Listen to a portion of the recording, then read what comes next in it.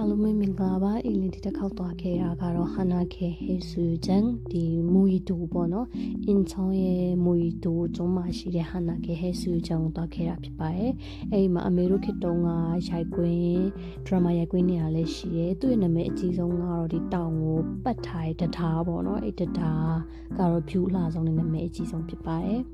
ခုလိုချင်းသွားမယ်ဆိုလို့ရှိရင်တော့နေရာသေးလေးဖြစ်လို့ဘီကီနီလေးနဲ့တပုံလှလေးရိုက်လို့ရပါပြီသူကတောင်ကိုအရင်ဆုံးတက်ပြီးတော့တထားကိုပတ်လဲရတယ်တထားကိုပတ်ပြီးတော့အပြန်ကျရင်တောင်ကိုပြန်ပတ်ပြီးတက်လို့လည်းရတယ်ပေါ့နော်အင်းသွားခဲ့တဲ့ချိန်မှာတော့ရာသီဥတုကနည်းနည်းနေရမ်းမပူရဲ့အုံလေးနဲ့ရေကတော့ကျနေတယ်ပေါ့နော်။ပုံမှန်ဆိုရင်သူကရေတအားမြင့်တဲ့နေရာလို့ပြောလို့ရတယ်။ဒါပေမဲ့အင်းနေသွားတဲ့ချိန်မှာတော့ရေကျနေတယ်။ဒါပေမဲ့လှပါတယ်ပါဆိုတော့နေရမ်းမပူတော့လမ်းလျှောက်လို့လည်းအဆင်ပြေတယ်။နှွေဦးလောက်မှသွားခဲ့တာဆိုတော့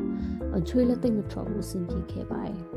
။နေရမ်းမပူပေမဲ့နေရှိန်တော့နည်းနည်းလေးတော့ရှိရဲဆိုတော့အုတ်ထုပ်အိမ်နေအောင်အုတ်ထုပ်ဆောင်သွားတယ်။ပြီးတော့အဲ့ဒီမှာသူက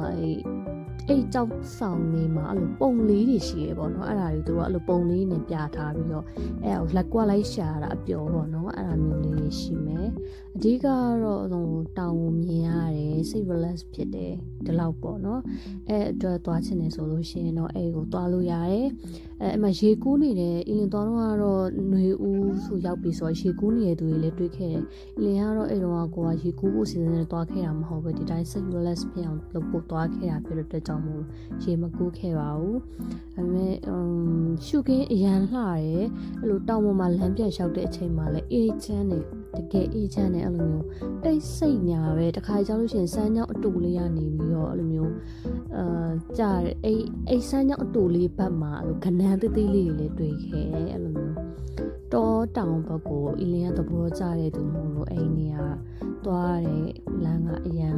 amaze ဖြစ်ခဲ့ပါတယ်အရန်မိုက်တယ်